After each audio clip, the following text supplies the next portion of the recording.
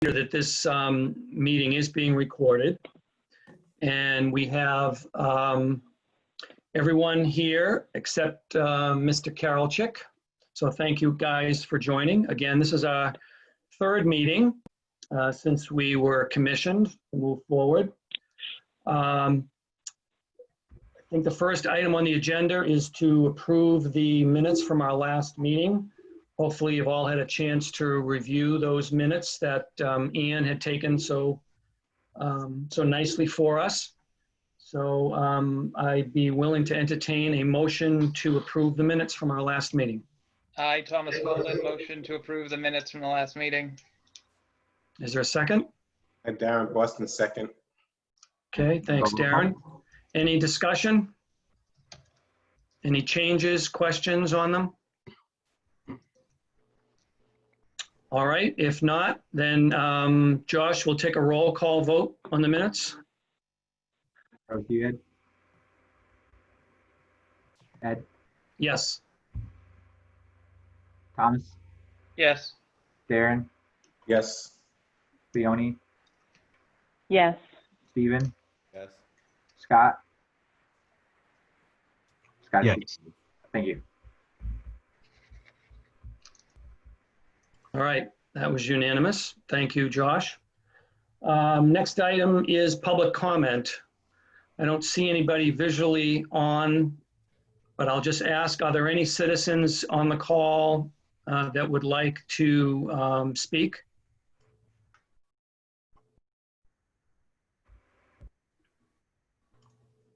Okay, if none, we'll move on to the next item, which is new business. Hey, there he is. Hi, Michael. So thanks. We're going to go right into you tonight, Mike. Thank you so much for joining. I know you're extremely busy these days, and I think you're technically off today, aren't you? Well, so I'm not extremely busy. Oh, okay. Yeah, I'm off this week, so you hit me at a good time. Well, I'm relaxed. Well, thanks for your time. So as I mentioned, this is our third meeting, Michael. We spent the first couple of meetings just kind of getting organized and structuring ourselves and sort of laying out some high-level plans. And hopefully tonight we're going to get into some of the weeds and details of what we need to do going forward. We did interview Carlton last week, and he provided some good input to us as a member of the last CRC. Lessons learned and tips that, we can take advantage of.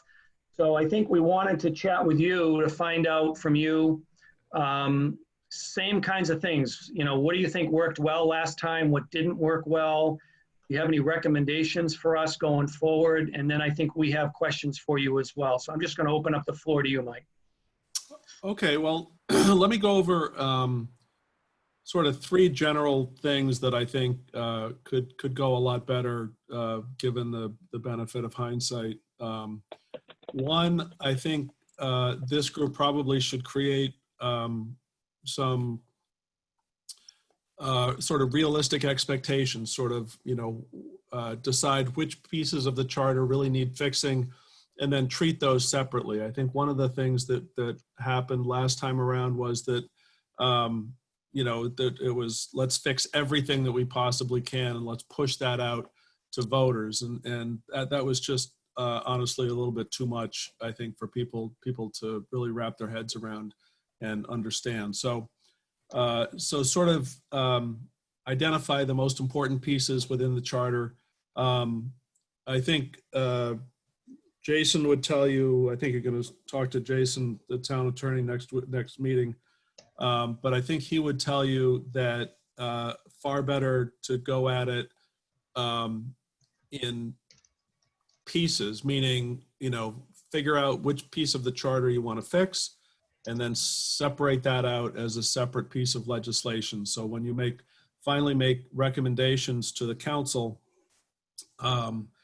you maybe prioritize what should be fixed and then let the council approve those and let those pieces one by one go to the legislature instead of sending just one big enormous revised charter to the legislature. So That would probably be the most important thing overall.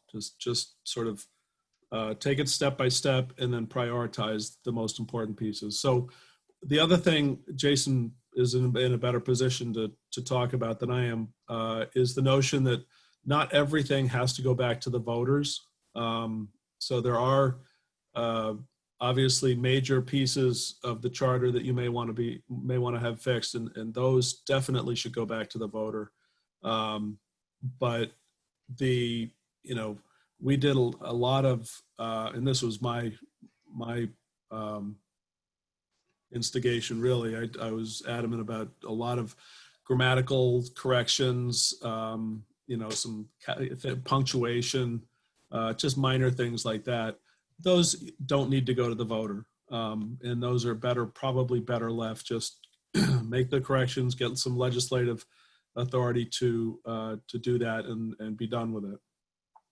But as I say, the major pieces of the charter, if you're going to propose any changes, definitely should come back to the voter. And I think my guess is that the council would say the same thing, that they don't want to be responsible for, sort of sliding something by the voters or being accused of sliding something by the voters without the voters having an opportunity to say yes or no. So that's sort of the one piece. And that's probably the biggest piece in terms of advice that I could give. The other piece that I was thinking of is the financial section. The financial section really, and this is the one I deal with the most, quite frankly, could use a little cleanup. And I'm happy to give some advice when the time comes for that. But there's some pieces that just calendar-wise don't really work,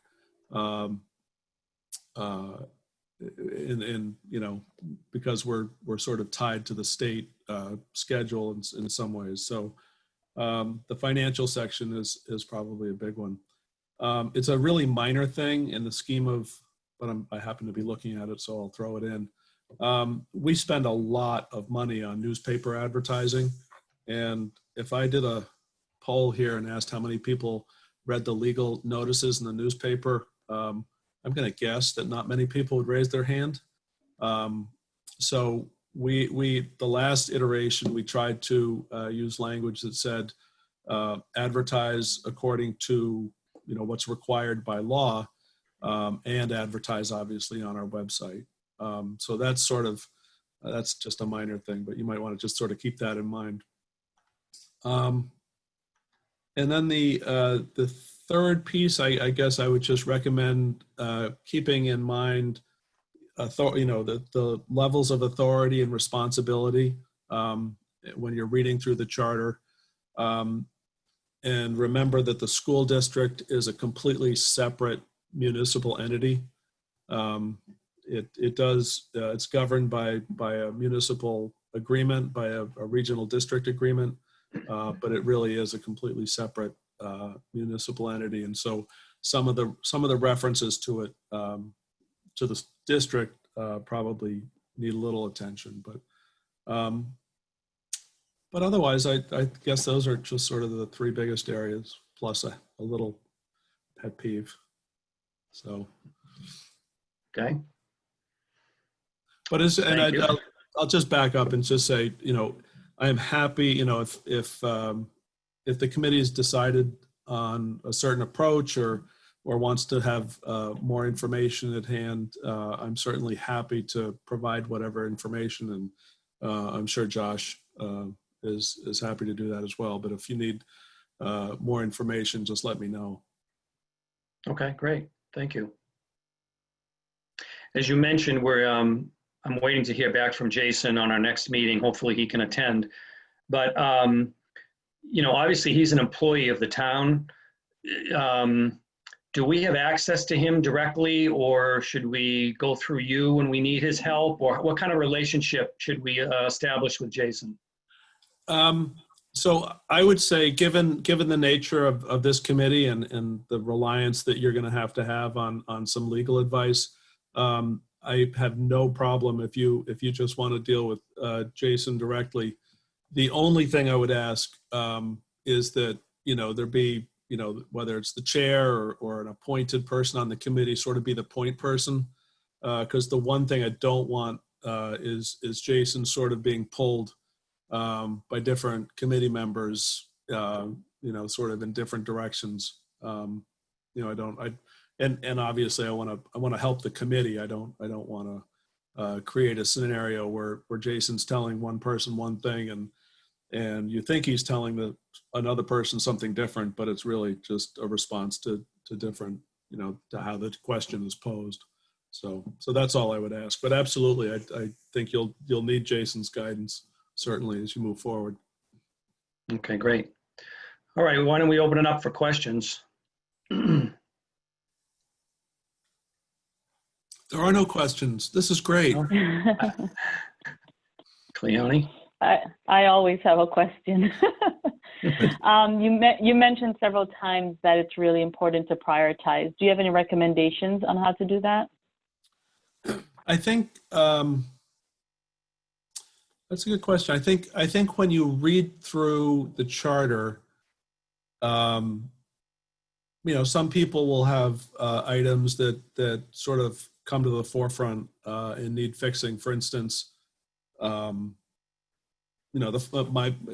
thing is the financial section, but that's my thing. Others might find an issue with some other piece of the charter, but I think everybody's going to read through it and highlight areas where you have questions or highlight areas where you think a change is in order, and then at that point I think it becomes a committee discussion, and the committee can sort of sort out what the priorities should be. I guess that's the best answer.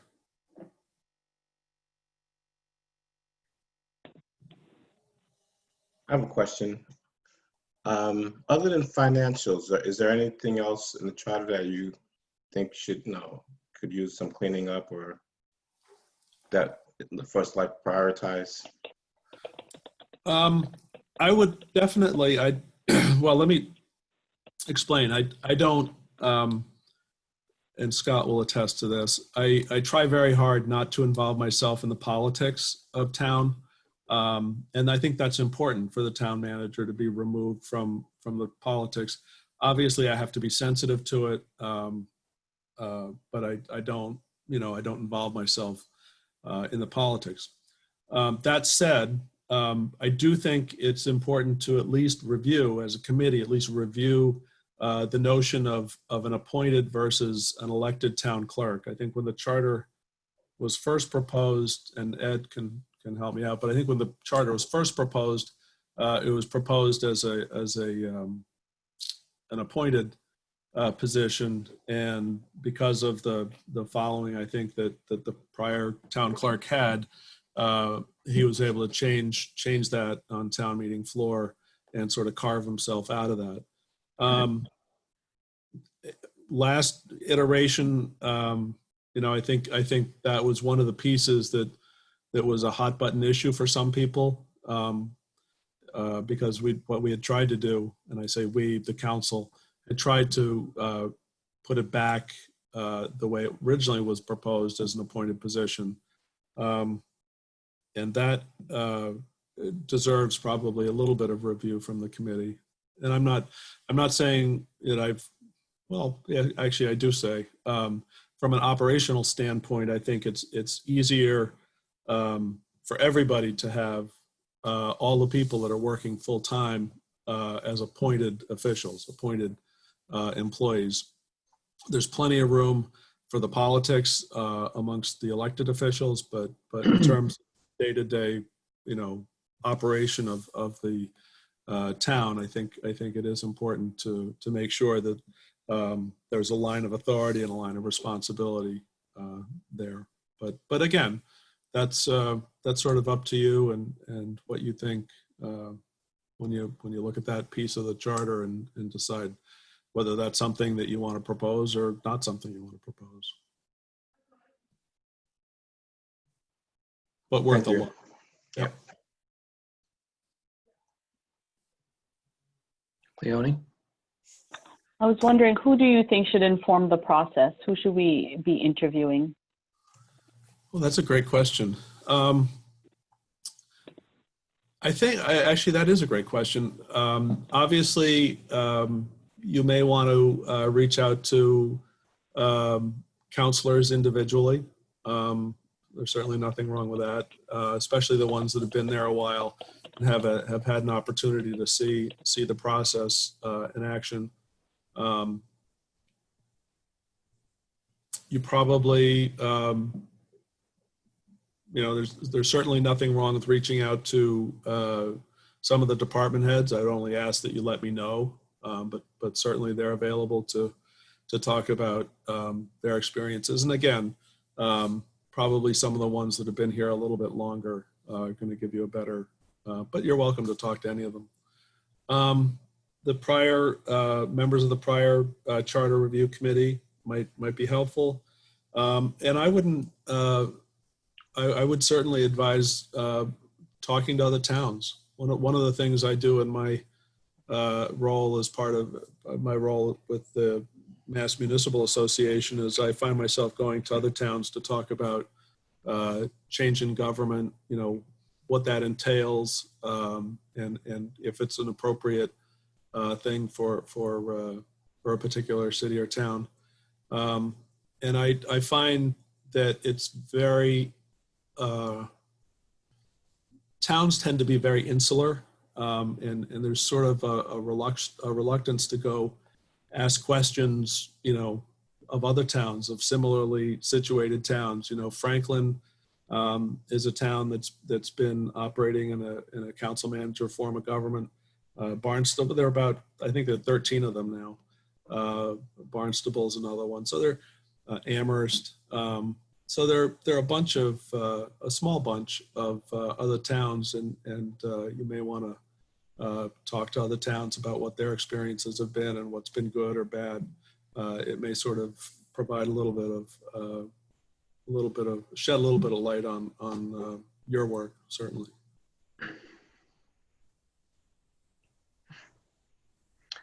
Can I just add on to that? Because I had actually wrote down all the department heads, Mike, whether or not we go to all of them or not. I just want to confirm with you who they are.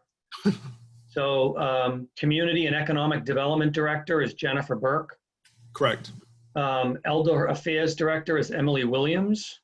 Correct. I didn't have really anybody over the health department. I know we have a health agent, but is there a director over the health department or? No, what we have is a health agent at this point.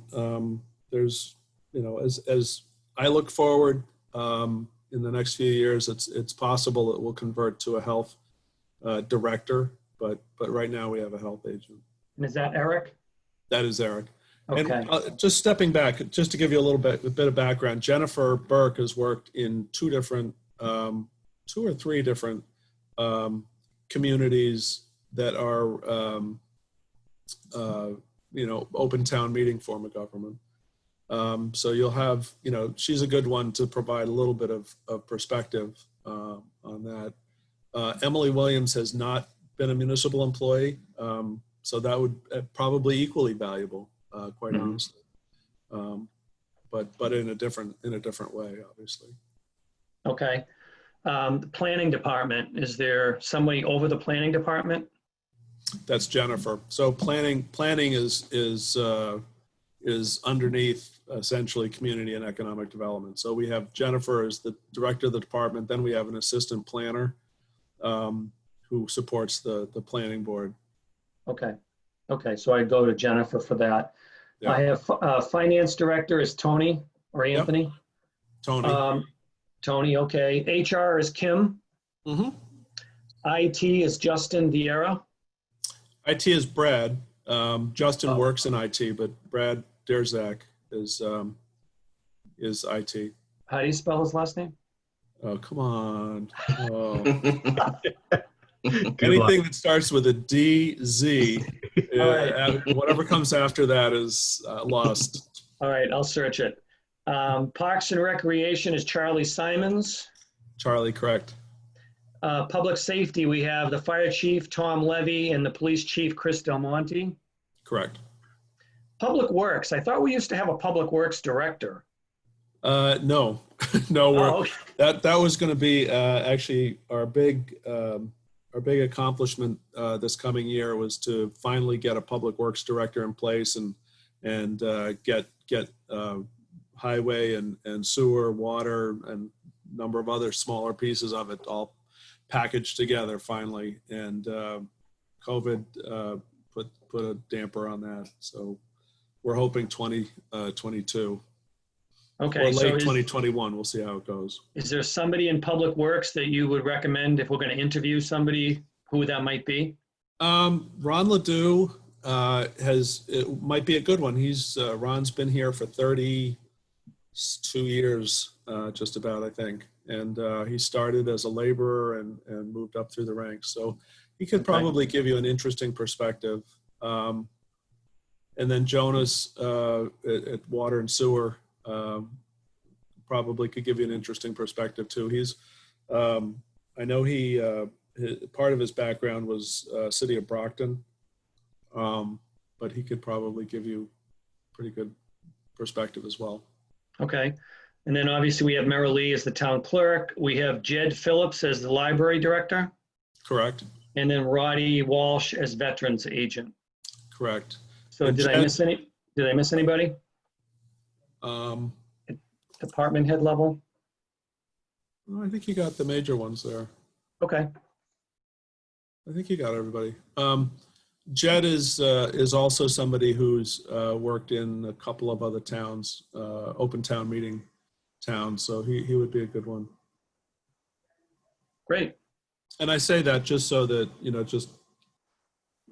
I think it's always useful to have somebody who's actually worked in, in a couple of different types of government. It gives a little bit of a different perspective. Okay. So one of the things we are going to do that the former committee did not do is we're going to try and do a citizen survey and get some feedback from the citizen population. So we formed a subcommittee and we're just beginning to sort of look at what a survey might look like. And we might need some help from you in terms of deciding what the best method to get a survey would be. Certainly doing a paper mailing would be, time consuming and maybe cost prohibitive, I don't know, but I've already reached out to the tax collector and Jonas to see if we could maybe do an insert in one of the tax or water bills, and we're too late on those, unfortunately. But do you know, maybe this is good for a later time, but our committee might want to speak to any other committees or anyone that's done a citizen survey and find out what they've done there, so. I think that's a great idea. The master plan committee, which is what we call it now, I guess we're calling it something else, but it's master plan committee, did a survey recently. It may still be out there. Who else does? The Cultural Council may have done a survey, or the consultant, I think, on the Old Town Hall did a survey relative to that with the Cultural Council. So both of those are fairly recent. And certainly Jennifer could tell you a little bit about the survey for the master plan. CPC, I think, also did a survey, if I'm not mistaken, recently in order to update the community preservation plan. So Okay. CPC could probably, Jennifer could give you a little bit of info on that as well. So Jennifer for master plan and CPC, and then actually also the Old Town Hall. So she could give you copies or whatever you need there. And I believe that all three of them use SurveyMonkey, if I'm not mistaken. Okay, great. So this would obviously help us prioritize the work that we're doing. If we're doing something that the citizens don't feel is important, then, it falls down on the list. So, all And the right, we'll challenge- reach out. Huh? Sorry, Ed, I was just going to say, I think the challenge is, getting people to actually think about it. Traditionally, we've had a really tough time to get people sort of engaged enough even to fill out the survey. But I think now is probably a pretty good time to do that. And if you, are so inclined, we can push it out through Facebook or Twitter or any number of different avenues to try to boost response. And I know the Old Town Hall survey, really made a concerted effort to push it out a number of times so that we could really get a good number of people and decent feedback. Okay. Thanks. Any other questions? I actually wanted to piggyback off of what you just said, Mike. Is there a marketing person in the town that can help us promote that survey? I wish. Okay. I'm a terrible marketer, but sometimes that's what I end up doing. But Kim, Jennifer, both of those ladies do a pretty good job of trying to, at least think about how to market something so that you get a decent response. And we can borrow off of, we did, we offered, gift certificates to the juice mill, or, gift certificate to one of the pizza places, or something along those lines, just to try to, catch people's eyes, when they're scrolling through Facebook. So it seemed to be quite effective. And we can mimic something like that. Great. Okay. Steve? So one of the first things you said was to identify important pieces and then bring them to you one by one for legislation. With that, do you have any pressing priorities that you feel that we need to discuss right now and then bring them to you? I know you mentioned a couple of them, the finance, the town clerk, anything else that you think that deserves some attention, like immediately? I don't think so. I think your job is going to take a while. You'll have the committee's put together for, I think, a year, correct, Ed? Yeah. Yeah. So you've got a fair amount of, well, that's actually not as much time as you might think, but you've got a fair amount of time to really dig in and look at things. But I can't think of anything, that's drastic that needs, immediate attention. I think rather it needs, some really thoughtful attention by a group of intelligent, forward-thinking people, and that's what I think this group is. So I don't see anything that needs, there are some, I think there are some minor dates that I know we don't follow the charter because, and again, it's on the financial side. I'm just seeing if I can find an example.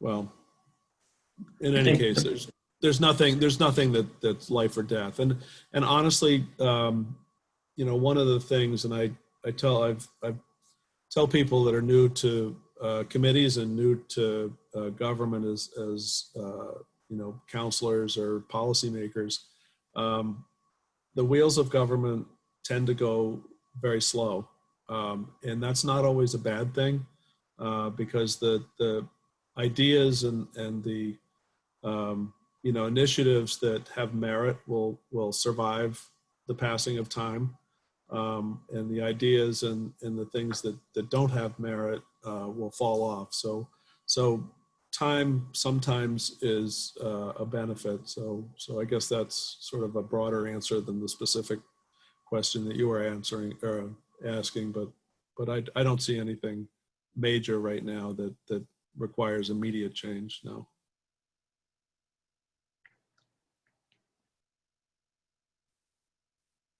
I think your statement at the beginning, Mike, about how we move the process forward. I mean, last time it was sort of all or nothing, right? Everything went in as, I think it was actually a total charter replacement, as opposed to separate amendments. So I think this time around, we're certainly going to be focused on how we can ensure that some of these things actually get to the voters, and pass through. Yep. And And I think, Jason, I sorry. think Jason will help us with that. I know there's a combination of using the special act process, but there's also the amendment process that we can use. There's two vehicles for getting things through. So hopefully, hopefully we'll see some throughput this time. And it's the only other thing I'd add, Ed, on that is that unlike the first iteration of the charter, and however long it was, 5 years ago, I actually went back and looked at the first iteration of the charter. It's amazing how much more scrutiny those things get on Beacon Hill now. We went through, both House and Senate counsel lawyers, and I was very surprised, quite honestly. They were very meticulous about every I and T and so forth. So I think you'll actually do yourself a favor if you sort of segment your proposals into specific questions for people to vote on. Yeah, okay. All right, anyone else have any other questions? No? All right, thank you so much, Mike, for your time. Thank you. And Appreciate it. don't hesitate to reach out if you need anything else. Okay, will do. Thank you. All right. Good vacation. Thanks all. Happy 4th. Thanks, Mike. Good seeing you. Bye. Likewise. Good to see you all. All right.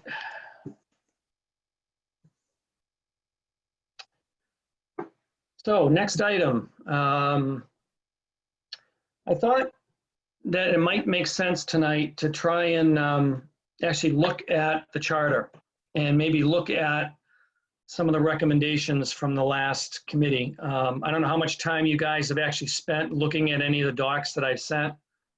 I mean, there's a lot of material. So I thought since we decided last week that we would use as a baseline the recommendations from the prior committee, that maybe we could start by looking at the recommendations at a high level, just so we can all familiarize ourselves with it at a high level, and then actually maybe start looking at some of the changes that they made to the charter. So we can get into a little bit more detail tonight than we have in the past couple of weeks. Does that sound like it's okay with everybody? Yes, Ed, is that the one that's labeled 2014-2015 Charter Review Recommendations Report, Final Report? That's the final report. That's not the charter itself, but that's the report. So what I'm going to do is I've got 3 documents open on my computer right now. I've got the current charter, the 2010 charter. I've got the recommendation document that Darren just talked about, and then I have the red-lined or blue-lined charter that they came up with the changes. So I'm going to share my screen so that you guys don't have to, multitask. And I'll just walk through each of them, and you can comment, question, but it's really just an effort to try and get everybody kind of see what's going on here, okay? And then at the end, so I don't know, it's 7:30, maybe we'll spend 45 to an hour doing this. And then at the end, I'd like to just talk a little bit more about the schedule over the next couple of months and, what we need to kind of get done in that time frame. So Jason had given me the ability to share my screen. So I'm gonna,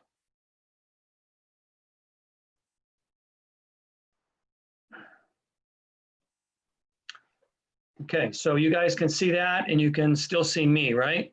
Yes. Yep. All right. So this is the current charter. that was voted by the citizens of the town back in 2010. Contains 10 articles. And I'm just going to kind of go down this briefly, just so you, if you haven't looked at it yet, just so you understand what's going on here. Article 1 really is just kind of an introduction.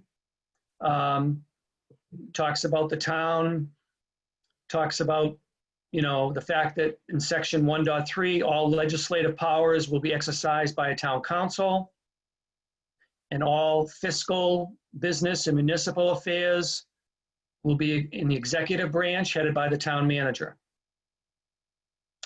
Talks about powers of the town. Even though we are self-governing, there are still some state laws that we fall under. So, you know, we abide by those as well as the charter. The charter is basically our constitution. Talks about interpretation of powers. Some other things here, which is really, a lot of this is legal jargon, to be honest with you. But it's in there for a purpose. I don't always know what that purpose is, but it's there. Talks about the town seal and the town flag. Section 1.7 and section 1.8, this is a section about ethical standards. This talks about how all elected and appointed officers and employees of the town are supposed to perform their jobs at the highest ethical standards. You know, and this came to light recently with one of the town councilors running for election again. So this, you know, this is a very important section. It sets the standards for how everyone needs to behave in town government. Section 1.9, now this was our first attempt at just, you know, creating some definitions. At the time, this is really all we needed. But this, as you'll see in what the recommendations were, this has been expanded tremendously and is actually taken out of this area and put into another area of the charter. So that's kind of the introduction. Article 2 talks about town council being the legislative branch, talks about who's eligible, the terms of office. There's some talk in there about vacancies, but vacancies actually gets covered more in detail later on in the charter. Talks about general powers and duties of the town council, specifically the council president, powers and duties of the president. You can see them all listed here. Talks here in item 6 here that the council president should call at least 2 meetings of the general public each year for obtaining input from the public, because we used to have town meetings. And since we don't have town meetings anymore, this was a way for the legislative branch to still allow the public to meet with them face to face and, you know, get statuses on what's going on as well as provide feedback. Then section 2.4 talks about the council vice president. And here's the whole section about filling of vacancies. So you know that we have 9 counselors. 7 of them are district, 1 for each of the 7 districts in town, and then we have 2 counselors at large. So section 2.5 talks about if there's a vacancy in the counselor at large, how those are filled, and then same with the district counselor. And this has happened. People have moved away. People have had to step down for whatever reason. So these vacancies have to be filled by this process that's outlined in the charter.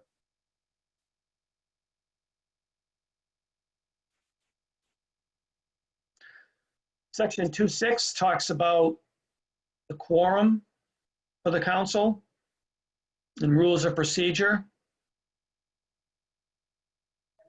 Now, there's something called the administrative code, which you have probably heard about. The administrative code is a very detailed document that's actually in this one file that expands tremendously on rules of procedure kinds of things. It gets into a lot more detail than what's in the charter. The charter sets kind of an overarching structure for how things need to happen, and then all the details get filled out in the administrative code.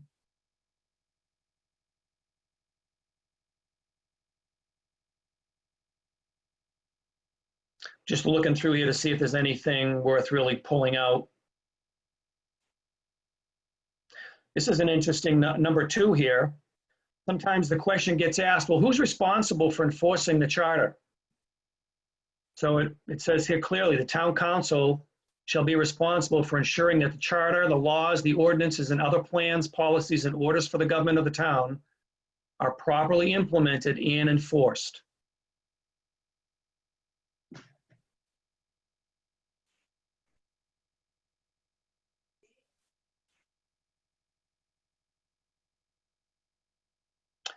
Okay, section 2.7 talks about measures. These are articles of how do you define this here? Measures of, articles of legislation that come before the council. This talks about how these are handled and if the fact that somebody can object, how objections are handled. Talks about emergency measures because there are times when we have emergencies and the council has to vote to take action on something immediately. So it talks about how to handle that here. And then there was the charter objection. Next is the council staff. So, you know, the council can employ staff and experts to conduct the business of the council. Right now, we do have a clerk of the council, and that is Ann, who is our, she was on with us last week. But her job is really to ensure that, you know, the council runs like a well-oiled machine. She does the agendas, she does the minutes, she does all the votes. And the council has the authority to bring in other people as they see fit to do whatever they need to do. Now this area here, section 2.9, was where Mike was talking about publication. You know, anytime an ordinance is put forth, it has to be published in the paper so that citizens can review it. And anytime there's like hearings on different things or whatever, unfortunately, because times have changed and a lot of people don't read papers anymore, I think what Mike is talking about is expanding this to include social media or other vehicles that we can use to, you know, speed up the process and get the necessary feedback that we need from the public. There's a section in here on delegation of powers. Ed, can I ask a question on the last one? Yeah. It just made me think of it. So on terms of the publication requirements, is there any limitation on what we're allowed to publish stuff in? Like, I'm trying not to intentionally trying not to use a specific venue's name, but like, is that something that's allowable in the charter? So when I'm talking about publication here, I'm talking about notifying the public about something that the council is going to make a decision about. Right. So, but like, if we were to recommend on that one, not have it in a newspaper, but have it on social media, would we be permitted to recommend specific social media companies or just be general with it? I think in the charter, you'd be general. Okay. Now, if the council wants to put something in the administrative code or even pass an ordinance to implement that, they could do that. But the charter would be more at a high level. Fair enough. Okay. I Okay. think one of the biggest problems we had with that in the past is, one, the expense of it. Yeah. The legal notice section, even though you're putting in 10 lines of tiny little print, it's, God, I think back in 2012, it was around $700 per publication. So you multiply that times every single thing that the town council has to publish on, it gets very expensive very quick for Right. essentially no purpose. Nobody's reading it. Right. Yeah. Yeah. So that's something we can definitely, look to improve upon.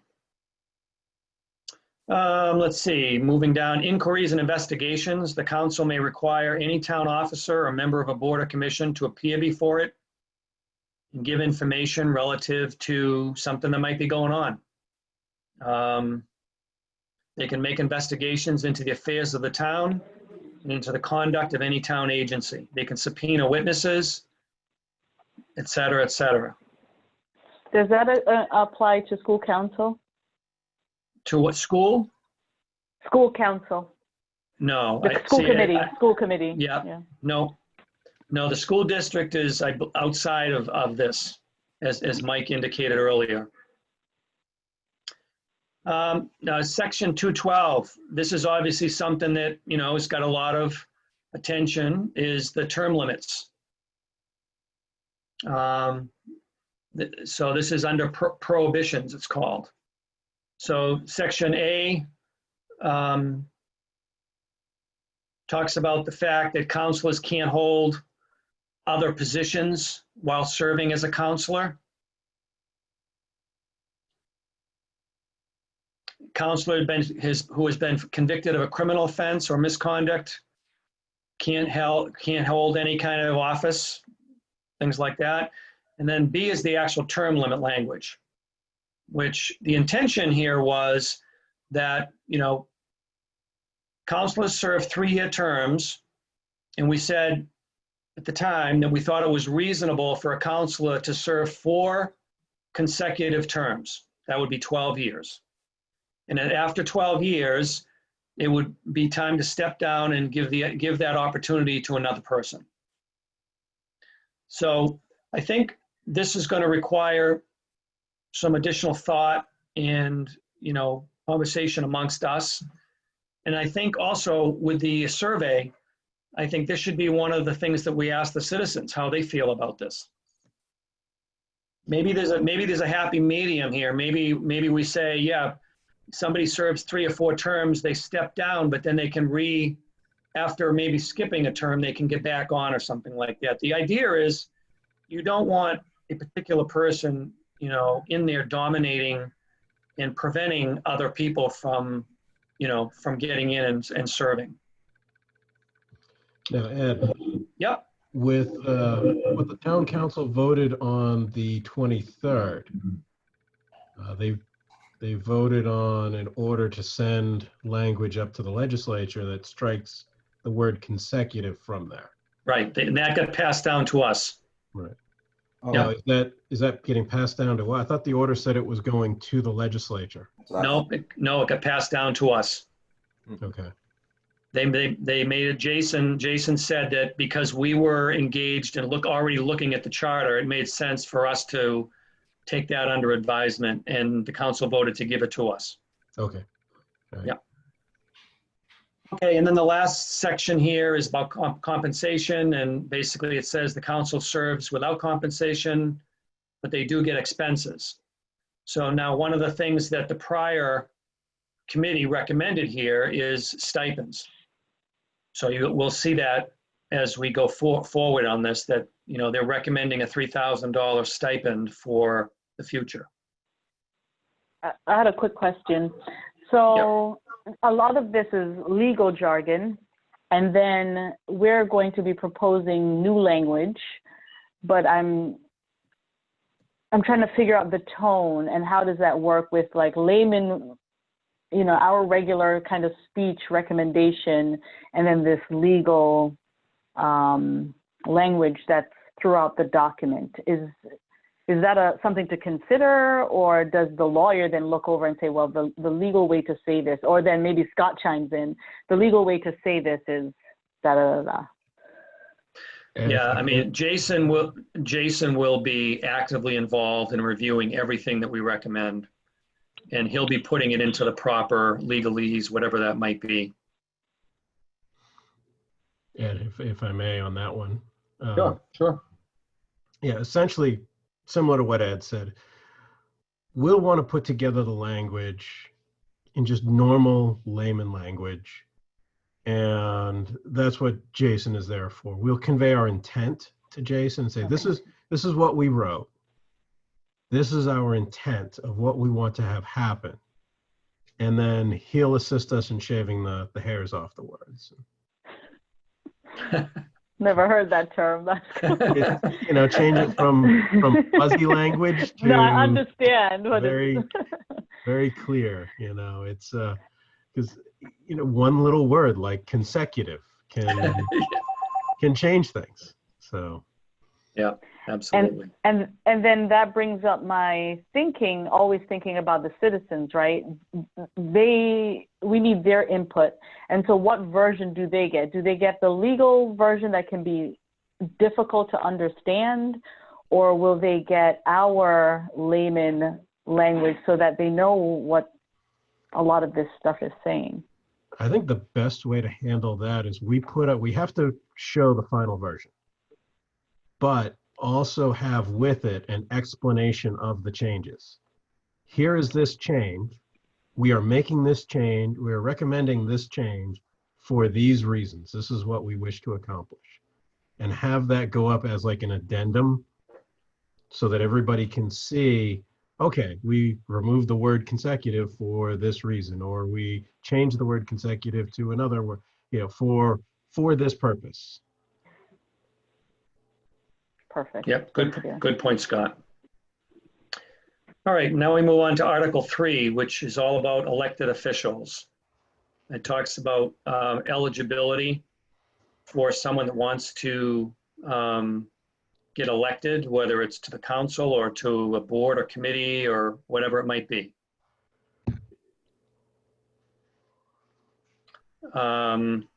Talks about the elections will be held annually on the Saturday preceding the last Monday in April. That's why we always have our elections in April. This doesn't, by the way, mean we only have one election. I mean, we can have special elections. The council can call a special election anytime during the year. So then it goes into the library trustees. Talks about who they are, what they're composed of, their term of office, powers and duties, and vacancies, because they're an elected board. Then it talks about the town clerk. Since the charter was approved back in 2010 with an elected town clerk, same thing, composition, term of office, powers and duties. Article 4 is all about the town manager. Gets into specifics about, the job itself. Says here, the town manager does not need to be a resident of the town, but must be a U.S. citizen. Town manager will devote full time to the duties of the office and shall not hold any other elective or appointed office in the town. It lays out the administrative powers and duties, supervision of all the staff, appointments of the department heads, provide consultative services to the elected boards, committees, and agencies, keep the town informed as to the needs of the town. So all this stuff is in here to ensure that the town manager, which is an appointed position by the town council, and is the sort of the top gun of the executive branch of our government, this lays out everything that the town manager is responsible for. And then we get into this powers of appointment, talk specifically about the department heads.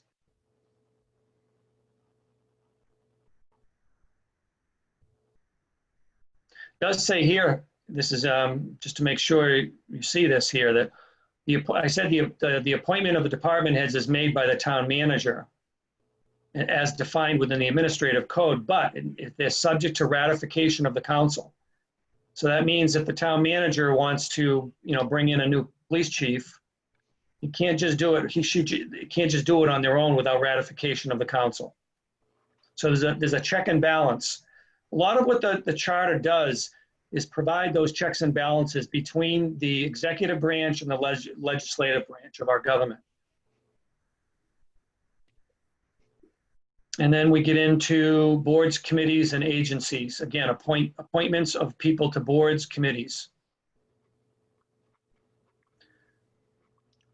Then the section here about powers of suspension and removal. The town manager can have the authority to suspend or remove department heads.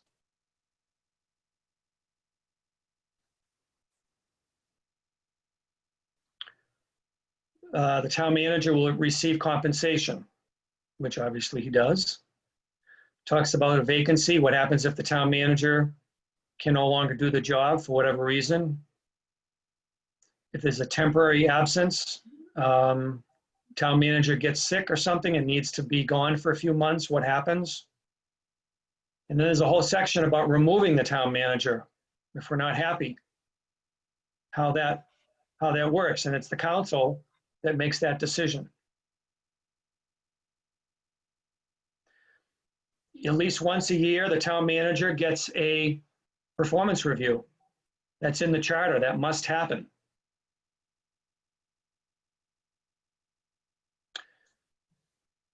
Okay, Article 5 talks about the administrative organizations. And really, this gets into the adoption of the administrative code. So when the charter was first passed, there were two things that the council had to do, two big giant tasks that they had to do. One was to start to develop the administrative code, because we didn't have one at the time. We just had the newly approved charter. And the other thing was to work with the town manager to create a new organizational structure, because the Town Government Study Committee did an overhaul of the, in addition to writing the charter, we did an overhaul of the town structure. And so that was presented in the at town meeting, and town meeting approved to go forward with that structure. So the council had to work with the town manager to figure out how to make that all happen. So that kind of is what's going on here in this section 5.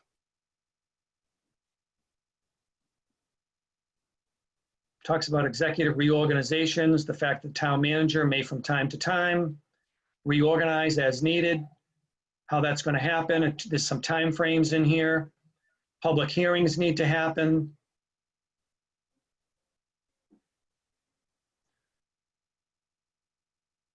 Talks about personnel administration. This really has to do with how the town manager,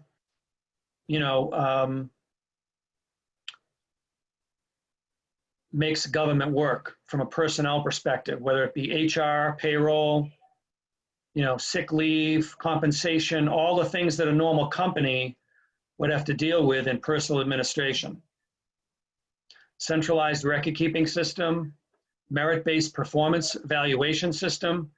See, none of this existed really in any sort of a formal way prior to having the charter in our town. It was all very loose.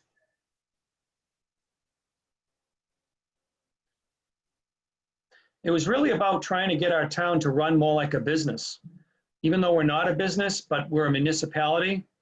But it was trying to apply business principles to our town so that we could run more efficiently.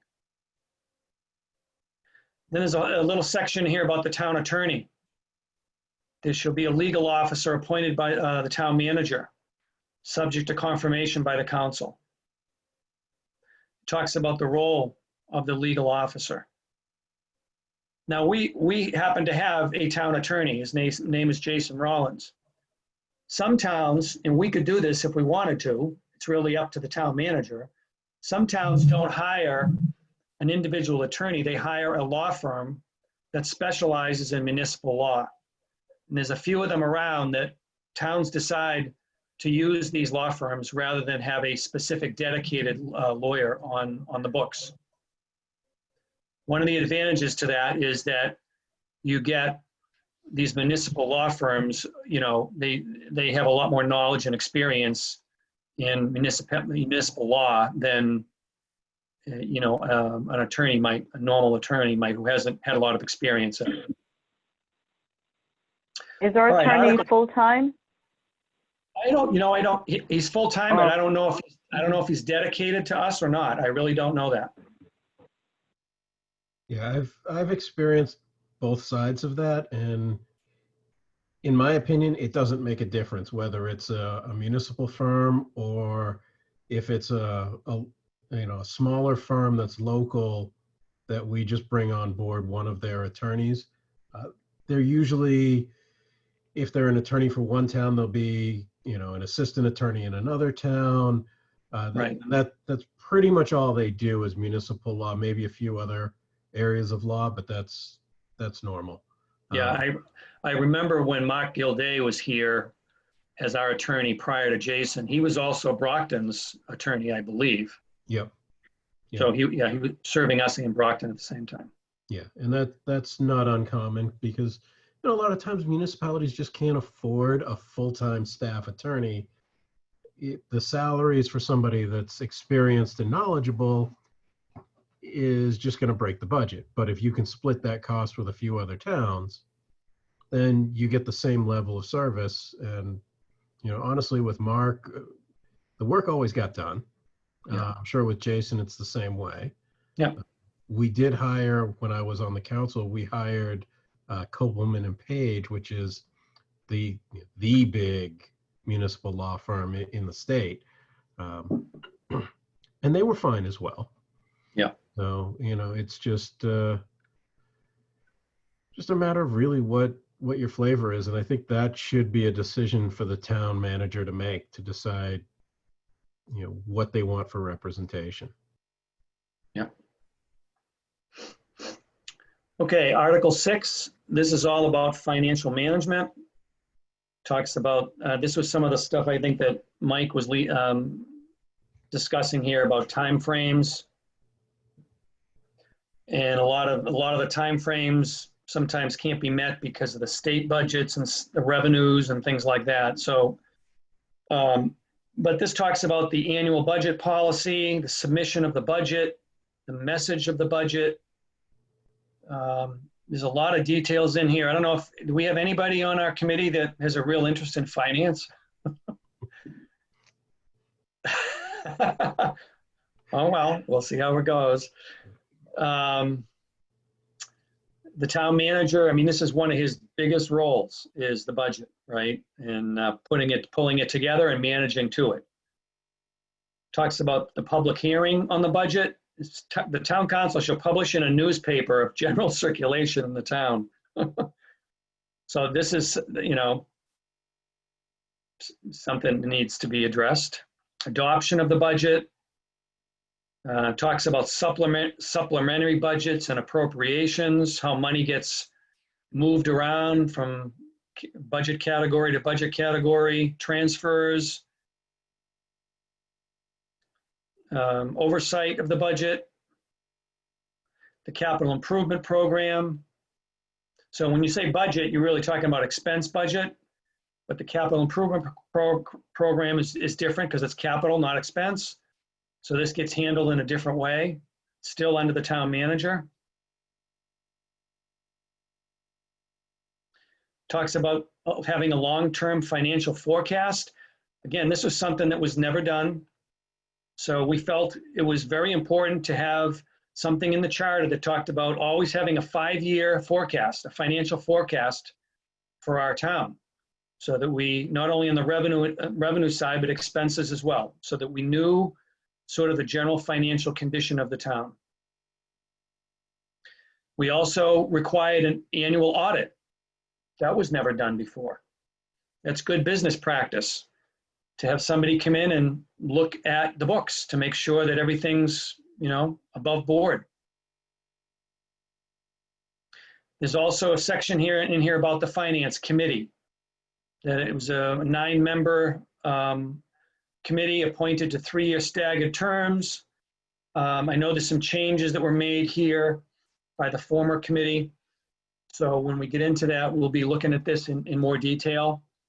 But just so you can see that the charter outlines the formation of this committee. And this is really to help the council in deciding financial matters. Talks about financial management standards and also public records.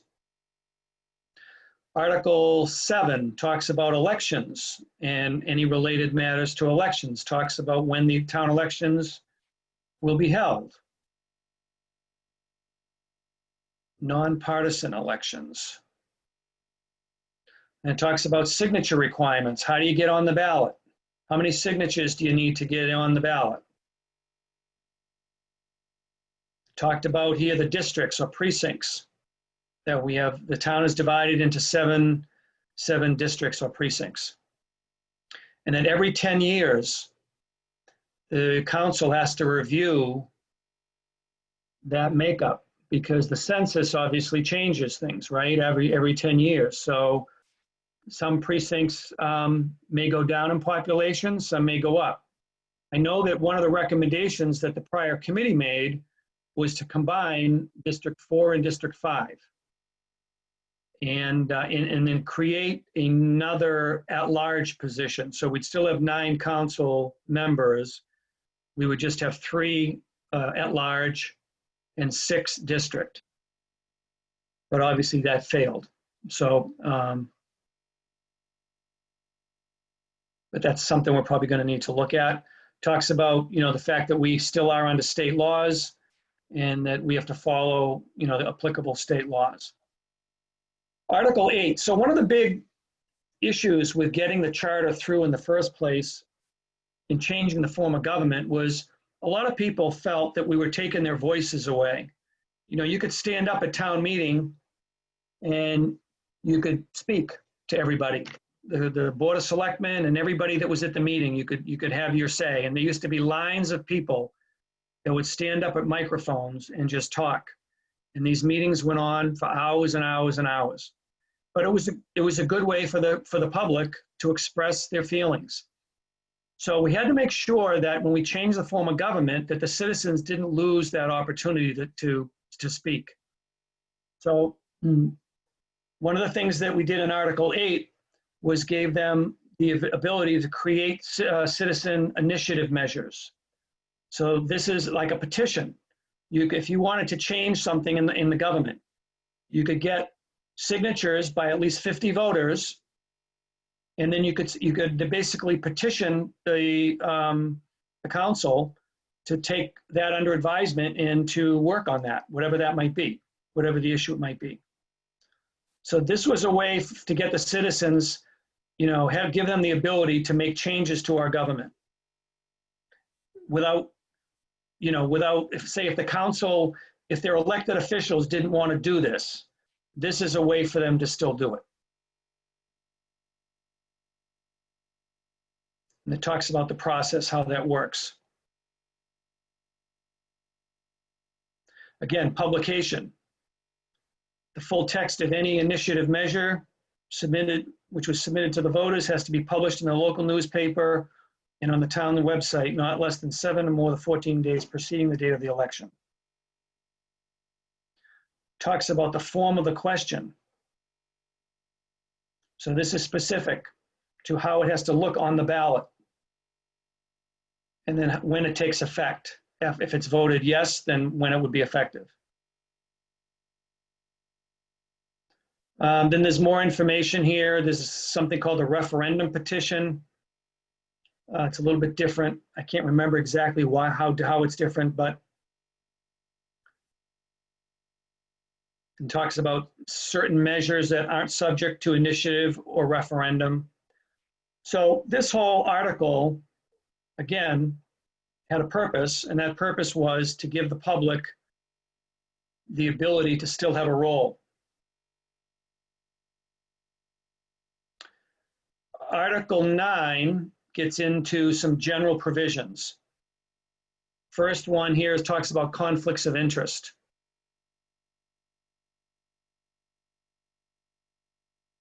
The fact that you can't have, if you have some sort of a financial interest in a company that the town is doing business with, and you want to get on a board or committee or something like that, you can't do that. The different types of conflicts. And then there's prohibitions. We can't have discrimination. race, gender, age, sexual orientation, disability, et cetera, et cetera. People can't make false statements. So this is all stuff that,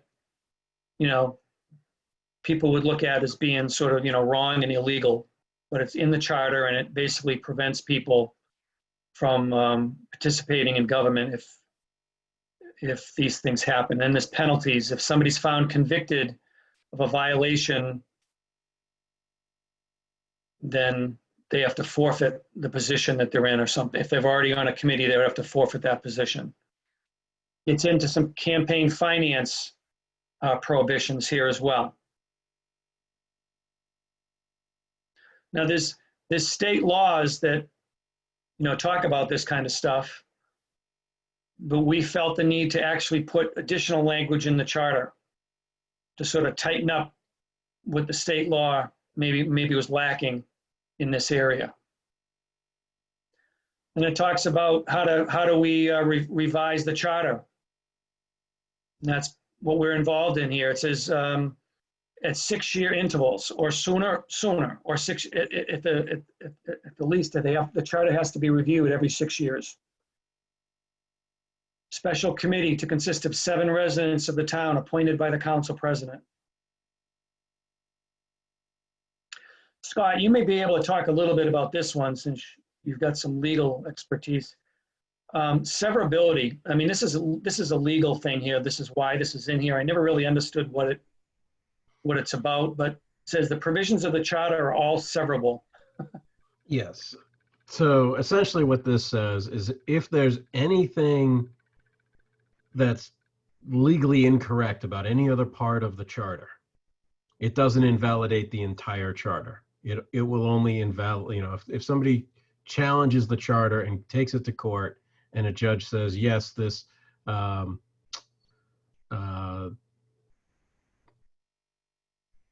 going back to the term limits, if that was challenged in court and the judge said, the term limit provision is unconstitutional, therefore, without the severability clause, the judge could strike down the entire town charter. Okay. With the severability clause, they can strike just that portion of it. Perfect. Great explanation. I try to make it as normal language as possible. Section 9.6, rules of interpretation. This just basically talks about, there's 4 different rules here that talk about when you're reading the charter, if you, if you see words, certain words, numbers, time like days, things like that, this gives a general guidance on how to interpret those. Some of these things are actually going to be replaced in definitions, more clear definitions. Talks about here how to remove a member from an appointed body. If somebody, somebody was misbehaving on a committee or whatever, how would you remove them from a committee? Posting of public documents. And this is interesting. It says the Board of Selectmen. See, that was an error. I should have said the Town Council. And the last article, Article 10, it will be totally removed because this was really an article that related to how do we transition from the old form of government to the new form. So it said, we're going to continue with all of our existing laws, all the existing officials and employees, anybody that's holding a job isn't going to lose their job. Government's going to continue to go on, uninterrupted, so on and so forth. So this was specific to the transition. This is interesting here. This is when we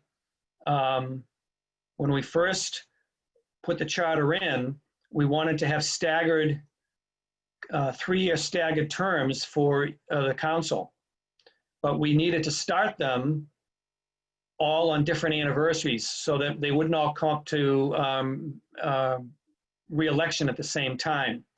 So we're kind of running into this right now where, for example, Peter Columbotus, he's only served, I think, 10 years. So he's got 2 more years left, but because he can't fulfill the third year of a 3-year term, that was going to present a problem to him because he didn't get the full 3 years on his first term. Some of the counselors only got 1 year, some of them got 2 years, and some of them got 3 years. But once we got beyond the first group, then all of them are fine. They all have their 3 years. There's no issue with it. But this was the language that was in the charter to sort of govern that first group of town councilors. Talked about the transition. We had a municipal administrator. Now we have a town manager, and the town council, town manager transition of duties. So that's it. That's the charter that we're under right now. And then this is the whole administrative code, like 300 pages. A lot of stuff in here. It took, I don't know, how many years did it take to develop this, Scott? Like 5 years at least? At least 5. I thought it was closer to 7. Yeah. But it's essentially taking all of the old existing bylaws and putting them into one big document, along with how all of the little pieces of the government work together. It's similar to thinking of the charter as the Constitution, and then the administrative code are all of your statutes and administrative agencies and all of their rules and procedures. Yeah. And from what I've read in the administrative code, there's always a linkage back to the charter. Everything here ties into something in the charter. So I think that's important. Okay, so now you've had a glance at the current charter. I'm going to switch over to the, sorry for my scrolling, guys, here, if it's bothering your eyes. This was the final report issued by the prior committee. I think it was delivered in April of 2015.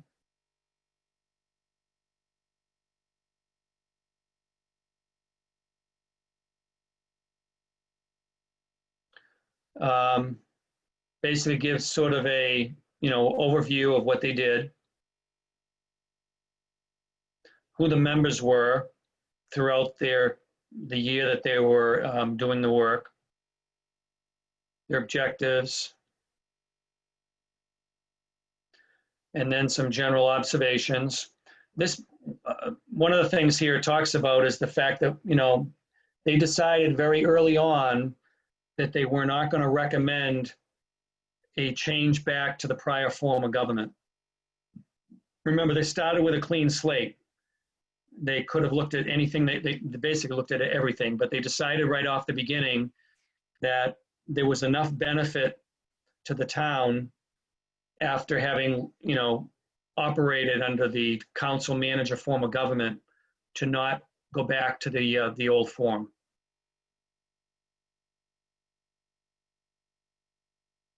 Talked about their committee rules and procedures, talked about each meeting, where they met, did they have any public people, and who were their guests.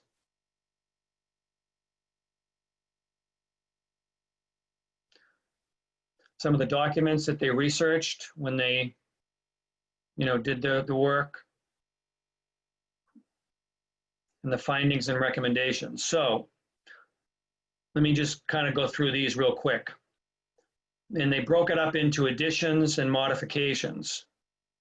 So the first recommendation they made on for adding something was the stipend, which was section 2-3.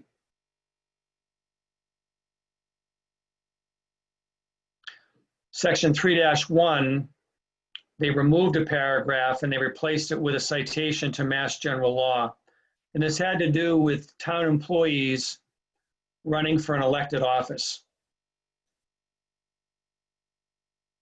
Then they added the recall provision. That was one thing that we did not put in the charter originally, and to be honest with you, we should have. I guess we never felt the need to have a recall provision, but shortly thereafter the charter got implemented, was it maybe, Scott, a year or two after we had a major recall of 3 elected officials in town. I think it was 2. It was actually 2 that were up for recall. 3 were petitioned for recall. 2 were able to actually go forward on a recall. Oh, was it? Okay. There was a recall bylaw that was in place, and part of that was that caused part of the problem as to whether or not the recall bylaw was valid against the town council members, because that bylaw specifically addressed the Board of Selectmen. Right. And right. you know, it went back to like 1972 or something like that. It was a very old bylaw, but it was still on the books. Yeah. So Yeah. the Yeah. interpretation from the town attorney was that with the new charter, part of the what was it, section 10, the transition of the charter said all prior bylaws will remain in effect, and Right. that the intent was that while the town council took over the legislative function, the town manager took over the executive function. The intent was that the town council was the elected representatives of the people, similar to the selectmen. Yeah. So. Except the selectmen were executive branch. They weren't legislative. Yeah. Yeah.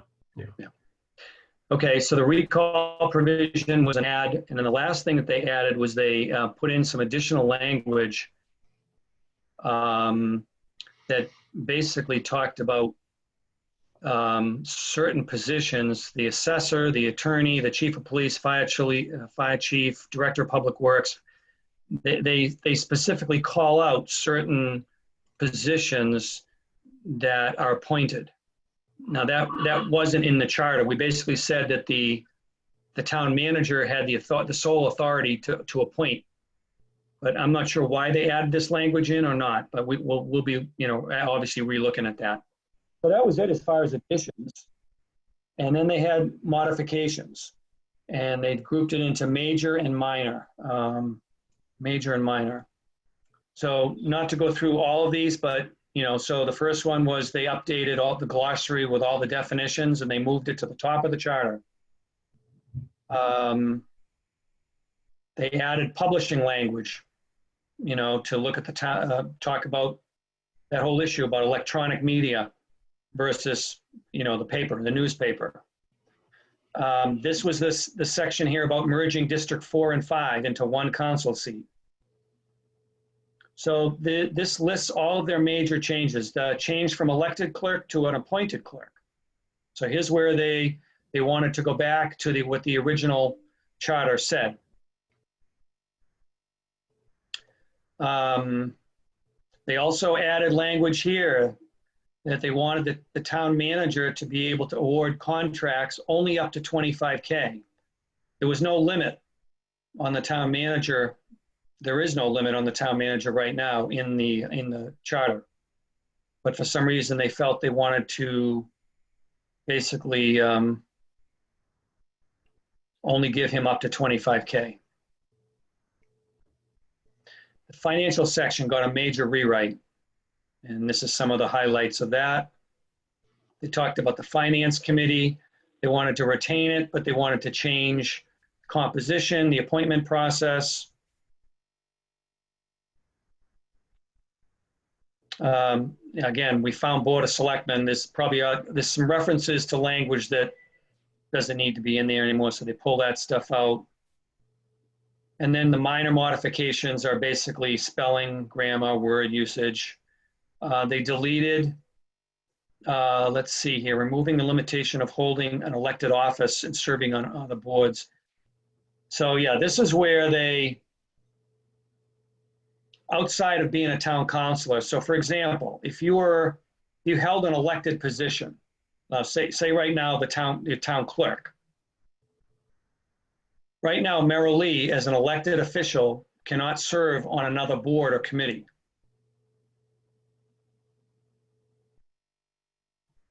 Based on what's in the charter. So that this was going to change that language. They had major discussions on certain things, but none of this is stuff that never made it into their recommendations. Some of the stuff it says it maybe made more sense to put in the administrative code. This was the town clerk putting Ann's function under the town clerk. You know, the council clerk under the town clerk. A few other things here. So that's basically a summary of what they recommended and stuff that we'll be looking at as our baseline. Who Now, if we captures go- this information? This is pretty detailed. Who captures this information and then puts it in this and drafts this document? I believe that Carlton Hunt did most of this. At least that's what I'm told, was that he captured most of the information. I don't know whether he was the sole author of this document or not. He may have, we can certainly ask him that. But you can see after the recommendations, now there's all these appendices. This is all the information, for example, they used when they recommended combining Districts 4 and Districts 5. You know, they looked at population, voter statistics. They looked at some state statutes. There's a whole bunch of backup information here. But you know, it's interesting. I just saw, when I was reading this the other day, so I was interviewed as well as a member of the committee. And this would be me, former government study committee comments. And none of these comments I made. And if you go down into the next section, which is town manager comments, these are the comments that fall under here. It's like somebody did a cut and paste error. I'm really surprised that this made it into a final document. This stuff is exactly the same that's under the town manager comment. So I was going to check in with Carlton on that to find out what happened, you know, on there, but I was surprised that none of the comments that I made, I actually see in here. So anyways, that's that. Now, if I go over to the next document, this is the actual charter with the updates applied. Let me go back up to the top here. So the recommended revisions to the 2010 Home Rule Charter submitted to the Town Council April 7th, 2015 by the CRC. So everything that we just reviewed in that recommendation report now is actually applied in the charter. So the first thing they did was they moved all the definitions right at the very beginning. And you can see that it expanded the definitions substantially, which is good. I think we only had maybe about a dozen in the original charter, but they've really, you know, expanded definitions here.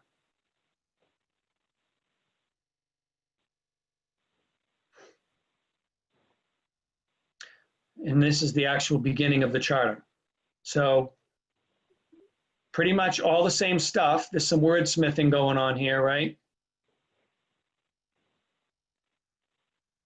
They removed this statement through the adoption of the charter. That's fine. Now, the original charter kept talking about the clerk as the elected town clerk. So what they're doing is they're just removing the term elected town clerk and just replacing it with town clerk.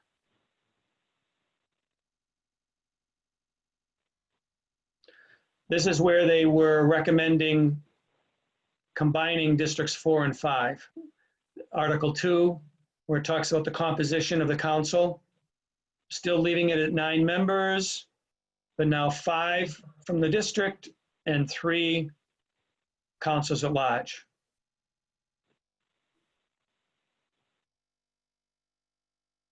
Looks like they took all the numeric references and made them words. And then they updated, this prohibition section was in a different area of the charter. So they essentially moved it to here. And they didn't change anything. The term limits basically says the same thing. Oh, no, it doesn't. They did change it. doesn't say consecutive 12 years, it says consecutive 4 terms.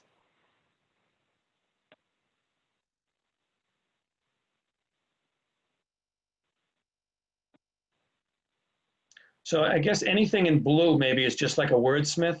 Trying to understand why some of it's in red and some of it's in blue. It might have to do with who edited. Like the first person might be red, the second person to edit would be blue, then purple. Okay, okay. So here's some date changes, or they actually put in a date instead of saying describing the state of the the council shall prepare and deliver a yearly state of the message to the town council and citizens of the town. I guess it was period. And they added on or before March 15th of each year.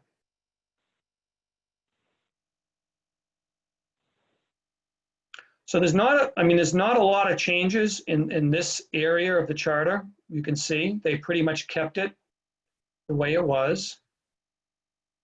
Section 2.6, the quorum discussion, there's some labeling changes here. So this was a controversial one. Right now, anytime the council passes an order or a resolution, it doesn't become effective, I believe, until 30 days after they pass it. And I think they felt that was too long a wait. So they changed it here to, it says shall become effective 72 hours after the passage. I don't know if this is right or not. I mean, it might be a little too aggressive. I mean, right now, if the governor of our state makes a change, it's 30 days before it's effective. Maybe there's a happier medium. I mean, 30 days maybe might be a little long for us, but maybe 72 hours is too short. So I don't know. I guess we'll have more discussion about whether we agree with this or not. But it's one area that they felt needed some adjustment. So Ed, I can weigh in on the reasoning for the 30 days. All right. It was essentially to allow any citizens that would object that to any order or resolution passed by the town council, if they needed to seek a legal remedy, it gave them the time to seek legal counsel, draft documents to go to the court, and file the documents with the court. Huh, okay. And that's good really reasoning. the intent for the 30 days. So if the town council tries to do something that somebody thinks is illegal or unconstitutional or whatever, then they're going to need more than 72 hours to consult an attorney, get an opinion, get everything it's going to take a while. I'm glad you elaborated on that, because that could be a serious issue. Yeah, and this issue did come up at one point when we tried to purchase land. And so if land is held as agricultural land, you get a tax break. But when that comes out of that agricultural status, the town has the right of first refusal when they try to sell that land. So there was a purchase and sales contract for a plot of land that the town wanted to purchase. And it was a close vote, but it took a while to get through the town council to vote to appropriate the money. But it has to be done under state law within a certain window.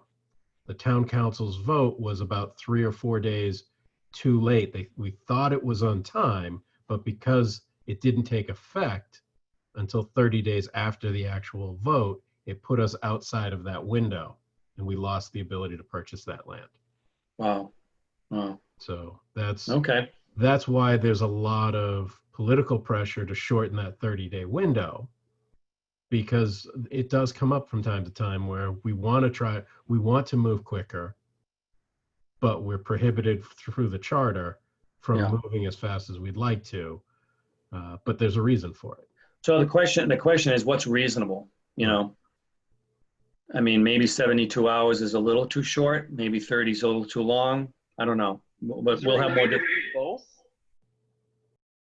Yeah, maybe there's a way to word it in, legally so that you have multiple options. I don't know.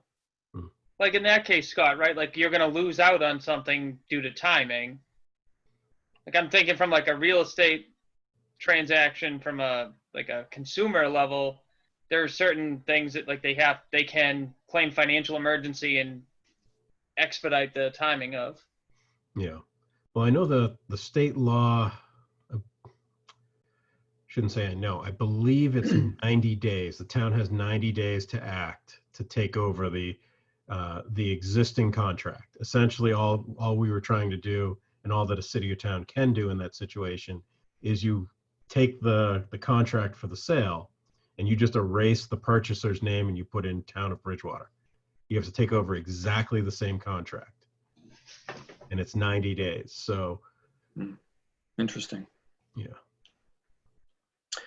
Okay, let's just move forward here.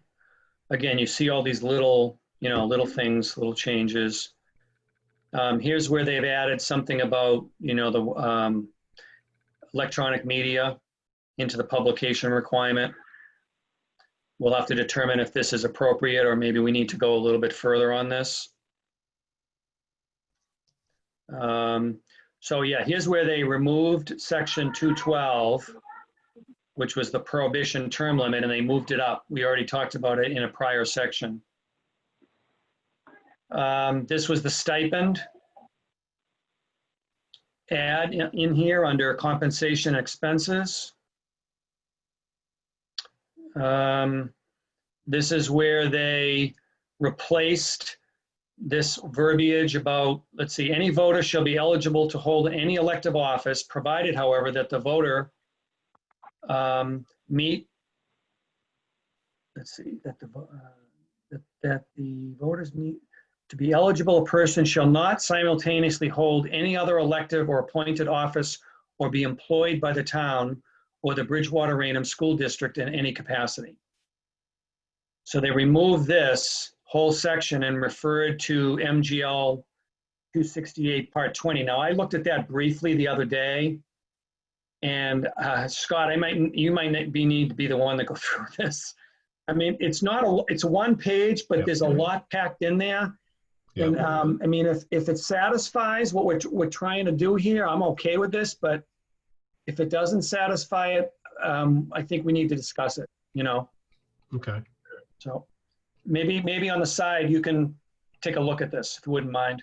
Yeah.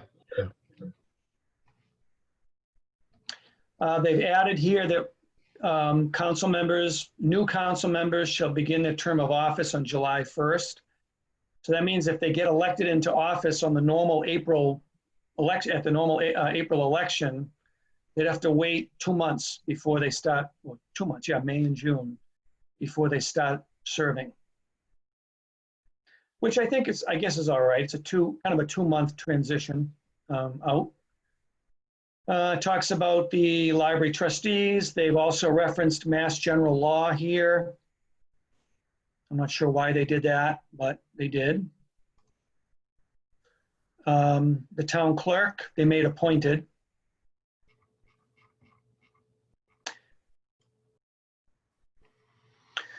One of the, the opponents of appointment of the town clerk will say the reason they don't want it to be appointed is because they feel that under the town manager, the clerk could be influenced.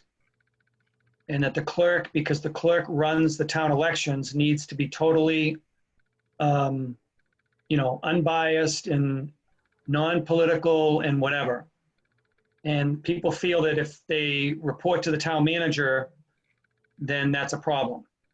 So what they did here, they added this statement that said, with conditions that assure independence of the office from political or other influence.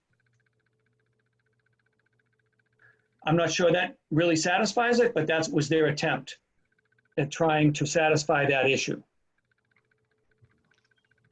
talks about the term of office. Now here's the whole recall provision. I haven't read through this at all yet, but we need to be familiar with this. I don't know if, like, what I would have done is I would have gotten recall provisions from several other towns and then used those as a baseline to create Bridgewaters. I don't know if they did that or whether they just started from scratch. We can ask Carlton.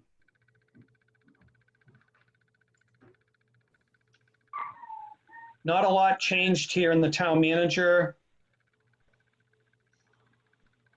Oh, we did say here in the charter that the town manager, with consent of the council, may serve as the head of one or more of the departments, or may appoint one person as the head of two or more of them. So we were trying to give the town manager some leeway, I guess, in case there was a situation, for example, where maybe they couldn't fund a department head, or maybe one left and they couldn't fill it. So we said, well, the town manager could serve as that department head, you know, for some period of time. They removed that. They didn't like that.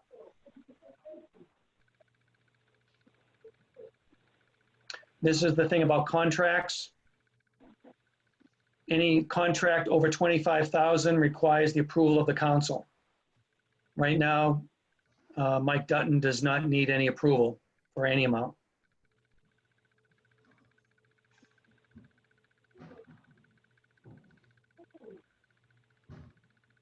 Oh, actually here, they moved it. Okay, I didn't notice that. This is the same statement we were just talking about.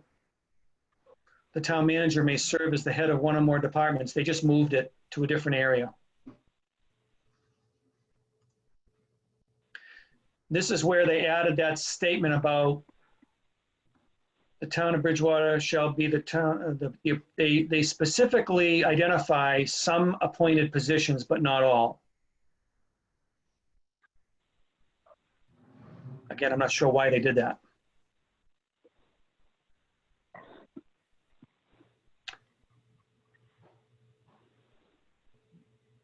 How are we doing on time here? We got like 15 minutes. Do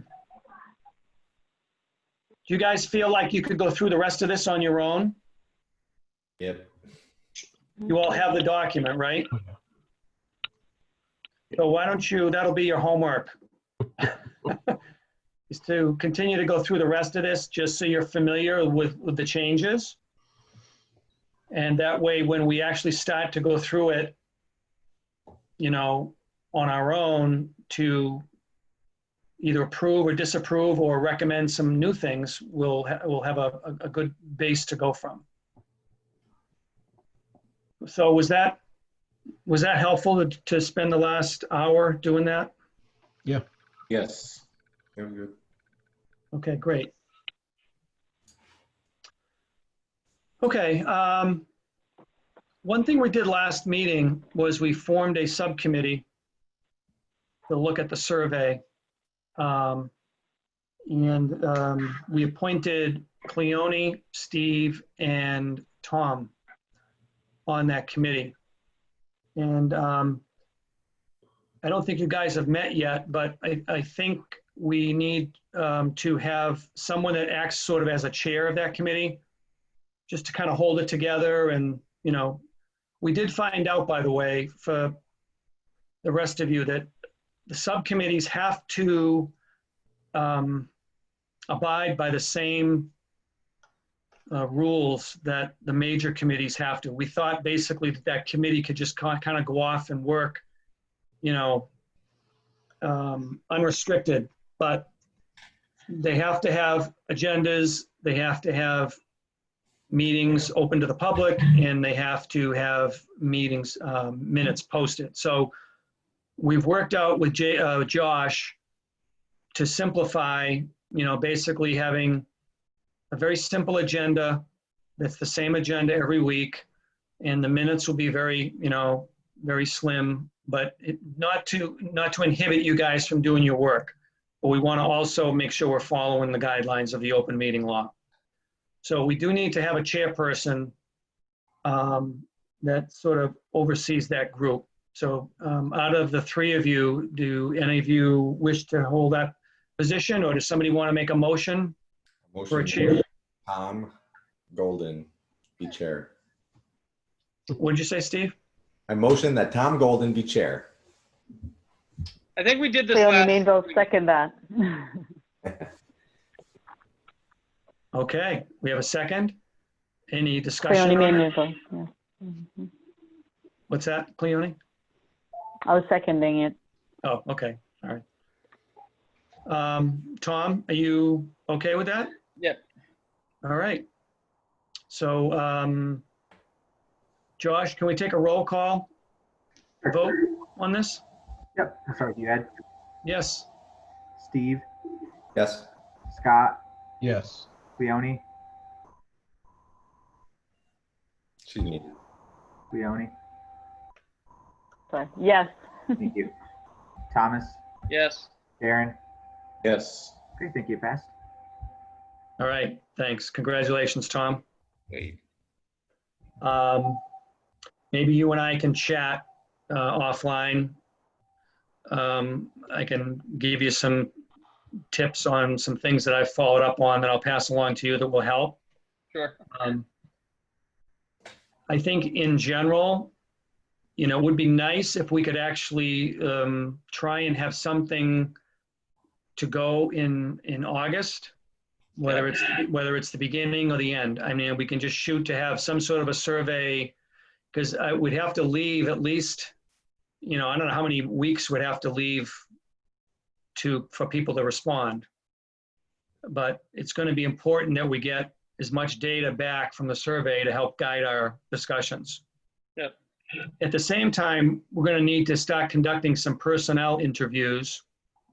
And whether or not, I'm thinking that the citizen survey, there might be some overlap between what's on the citizen survey and what's on the personnel interview, but I think they will be different documents. Anybody have an opinion on that?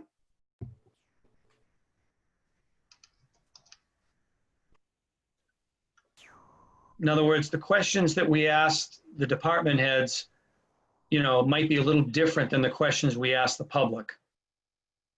Some of them might be the same, but some of them might be different, right? I think the public ones might be a little bit less, I don't want to say informed, but granular. Okay.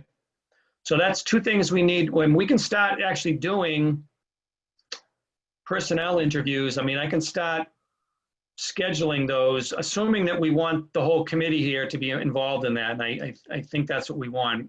You guys agree with that? As we invite department heads in, we'll have them, like just like Mike did tonight, join maybe for the first half hour of the meeting. Yes. And what we can do is we can draft up one questionnaire, and each of us can take a couple of questions. So we'll share the load of asking the questions each week of the, and maybe we can piggyback, depending on how many we have. We could get two of them in on a meeting, something like that. Can we ask more questions in like a questionnaire first, and then have them come in and kind of elaborate? Or in some cases, we may not need to call someone in if we feel that their written response is adequate. Yeah. So you're saying prepare something ahead of time, send it to them. And the thing is, if we may have some ad hoc questions once they're here and if they've responded to the questionnaire, we may have some additional things we might want to ask them, right? Right. Yeah. So would you feel like we give them a choice as to whether or not they, like, do we say to them, please fill out the questionnaire and return it to us, period? Or do we say, fill out the questionnaire and please plan to attend our meeting to review? I would be suggesting that they fill out the questionnaire, we review it, and if something is unclear or their response generates another question, we bring them in for the interview, because that list that you generated is pretty extensive of the heads. Yeah, there's probably a dozen. around a dozen Unless we're people. getting, unless we're having a couple of them on the meeting, we invite 2 or 3, we'll find ourselves in this preliminary phase for a long time if we're interviewing all of them. Yeah. And then I was wondering, is there a way, just because we're still learning, if we can have some kind of matrix that says this department head ties closely to this part of the document, so that we can read it, maybe if we feel inclined, read that section first in advance of an interview or before generating those questions. Yeah, I think that's a good idea. I'm not sure how many, I mean, obviously the financial director is going to be really tied into the financial section of the charter. I'm not sure necessarily how many of the others will be tied into any specific area, but they may. Yeah, They may have an understood. interest or something, but so I think what I hear you saying, Cleone, is the first thing we do is we get the questionnaire prepared, and then we send it out via email to the department heads. We draft an email requesting that they fill it out and return it back by a certain date. And we can say in the email, we can say something to the effect that we may also request your presence at one of our future meetings or something like that. That's correct. That's what I'm proposing. Okay. How do the rest of you guys feel about that? I like it. Makes sense to me. Darren, you okay with that? I'm the type I try to keep things as simple as possible for people. So that's fine. But So do you think Because you're it's talking simpler about- just, well, you want to put together a questionnaire, and then send it to them to fill out, and then have them come to a meeting to discuss it. Wouldn't it be simpler to just, if we have a questionnaire, just invite them to a meeting to discuss it instead of going back and forth? no, I think I what think we're saying is we'll send them the questionnaire, have them send it back to us, then review the results of the questionnaires, and if there's a need for follow-up on any of them, we'll invite them to a meeting.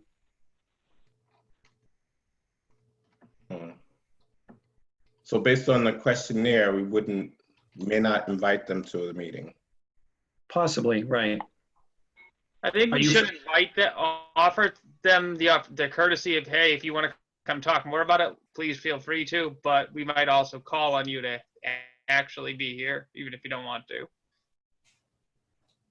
Okay, so give them the option as to whether or not they'd like to come and expand on their responses to the questionnaire.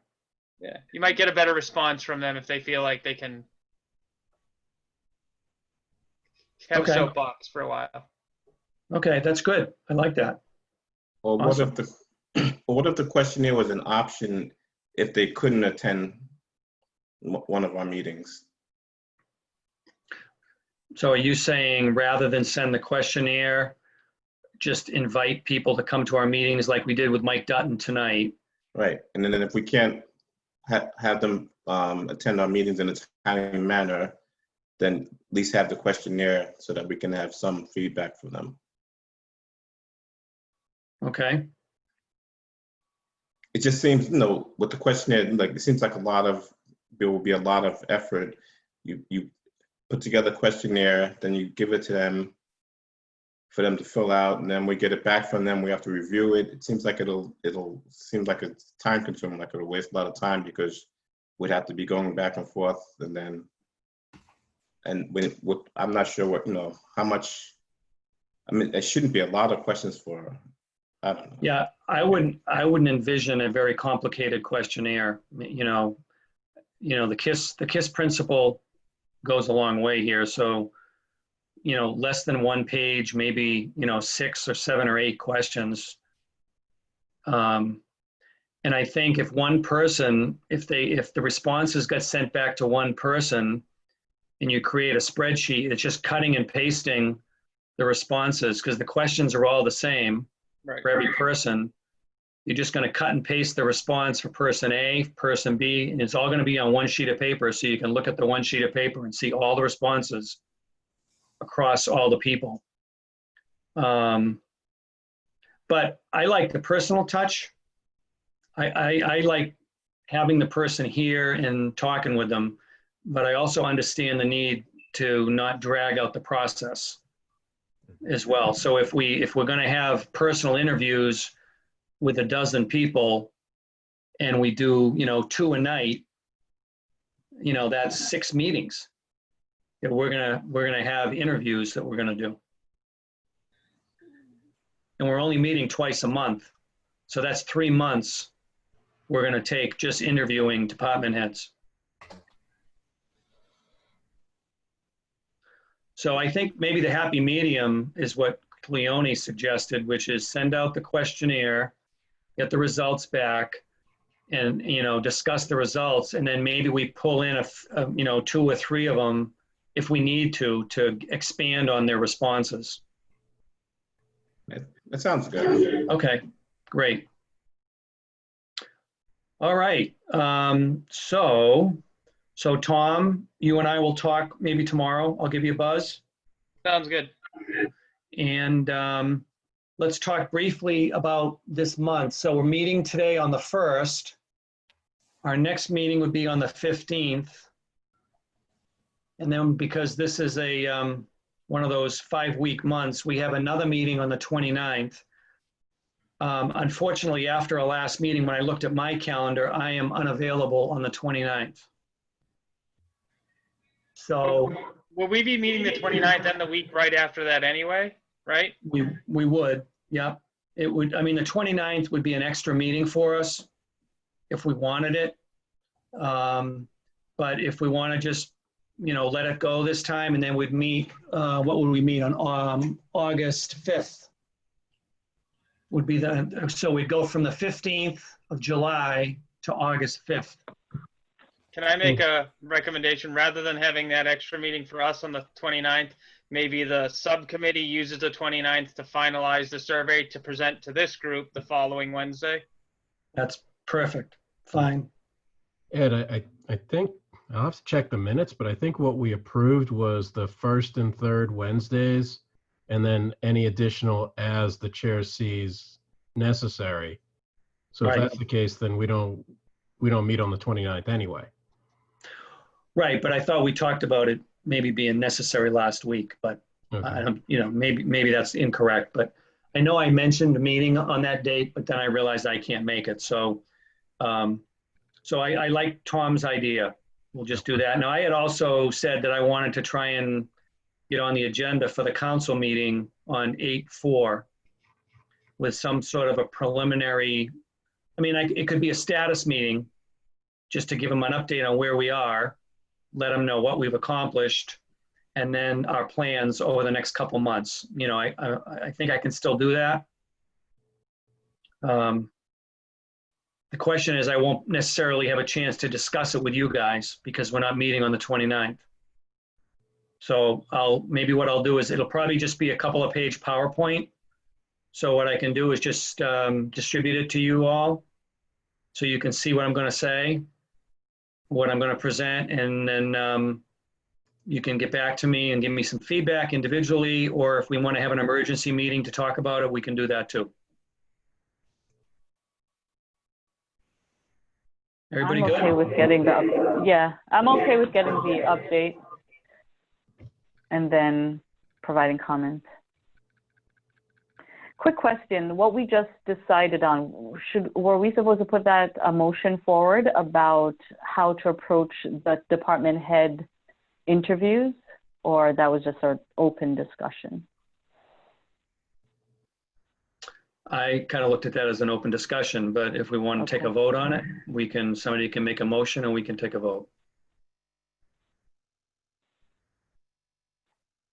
I, Thomas Golden, motion to approve our plan of action to engage various department heads for discussion about the Town Charter Review. I'll second it. Darren will second it. Okay, We can You want me just, to slow down? yeah. All right. So you motioned to approve. Did you want to use something else other than plan of action, or?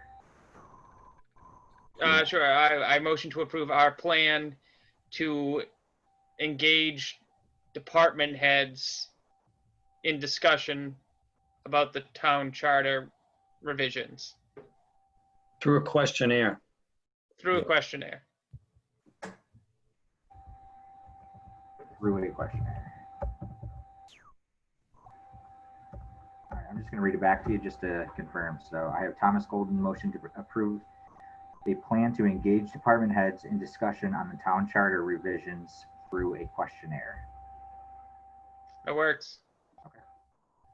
And who Should seconded? we add with the option to attend an in-person meeting, or do we need to elaborate on that a little bit more to include the in-person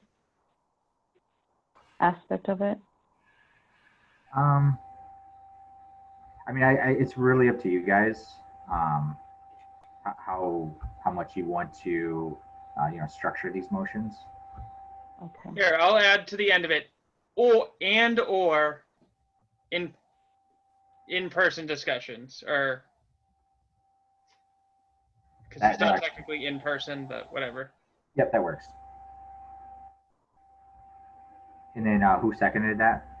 Can you restate it now, Josh, please? Yep, sure.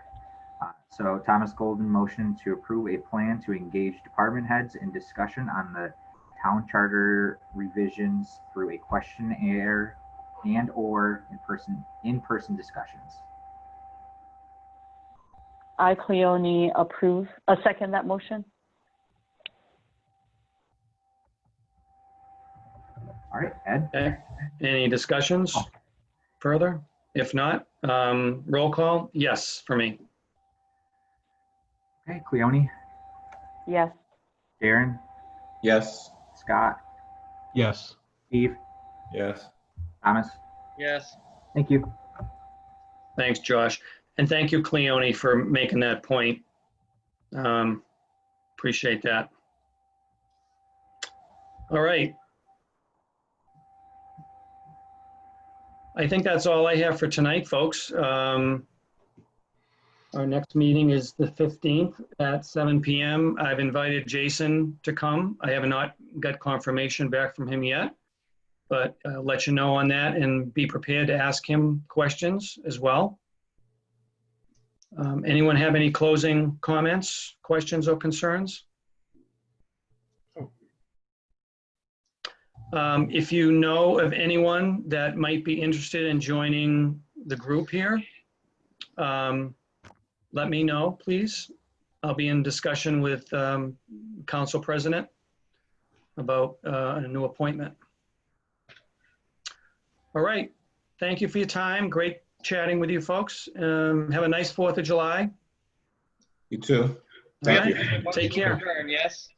Have a good night, everybody. Motion to adjourn? Motion to adjourn, I yes. second the motion. All right. Aye. Aye. Unanimous consent. Move on. You know what we mean, right, Josh? Know what you mean. All right, guys. Thanks very much. See you later. Bye.